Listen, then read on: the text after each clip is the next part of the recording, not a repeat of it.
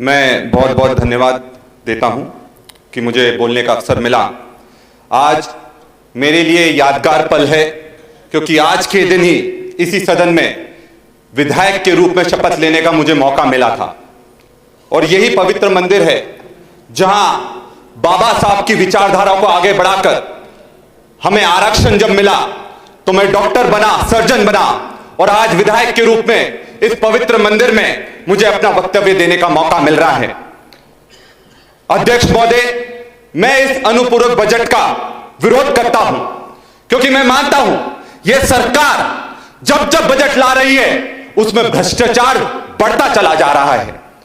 यह सरकार ने आदिवासी समाज को एटीएम की तरह उपयोग करा है।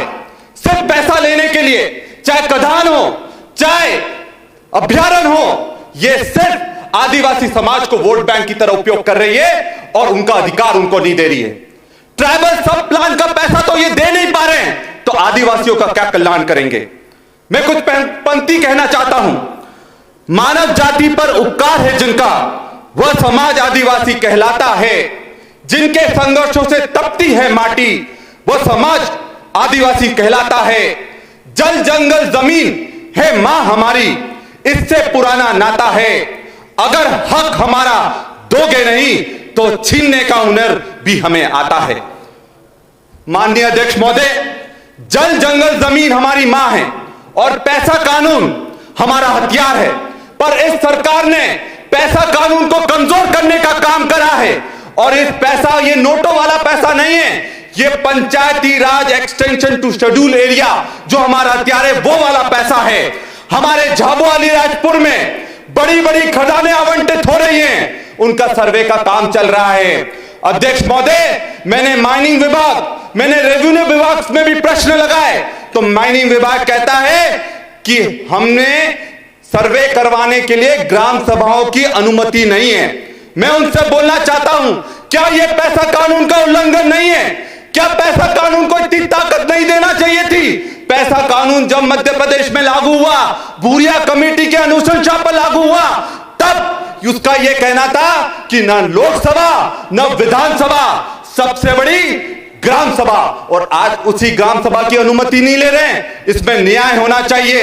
रेवेन्यू विभाग कहता है कि अभी सर्वे चालू हुए हैं पर अधिग्रहण नहीं हुआ, पर मैं उनसे पूछना चाहता हूं कि क्या जो अनुमति देते हैं अधिग्रहण, क्या वो पहला कदम नहीं है? मैं ये हमारे सरकार से यह भी पूछना चाहता हूं, क्या ये आश्वासन देंगे कि किसी भी आधिपत्य की जमीन, किसी भी आदिवासी की जमीन अधिग्रहण करने से पहले उनकी सहमति ली जाएगी और पैसा कानून और भूरिया समिति के सिफारिशों का पालन करा जाएगा?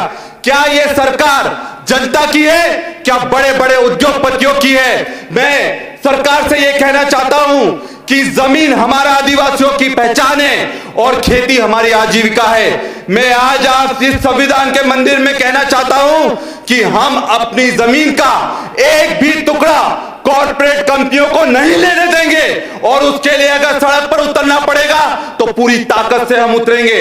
इस सरकार को मैं जगाना चाहता हूं कि ये सरकार जब से आई है तब से सिर्फ बेरोजगारी और कई इशू है। मैं मुद्दे पर भी आना चाहता हूं कि पिछले जो सदन में ये जवाब दिया गया कि 6 महीने में 35,000 बेरोजगार बढ़ गए हैं, तो ये और 28 लाख जो बेरोजगार हैं वो रजिस्टर्ड हैं, तो क्या ये सरकार कोई भी पैसा इन बेरोजगारों को देगी? उन 28 लाख बेरोजगारों का क्या होगा? एक बहुत बड़ा आंकड़ा मैं आपके सामने रखना चाहता हूं, किस तरह से आदिवासियों को चूसा जा रहा है, उनका शोषण करा जा रहा है। मैं झाबुआ से आता हूं, वहां शराब का ठेका 250 करोड़ में जाता है।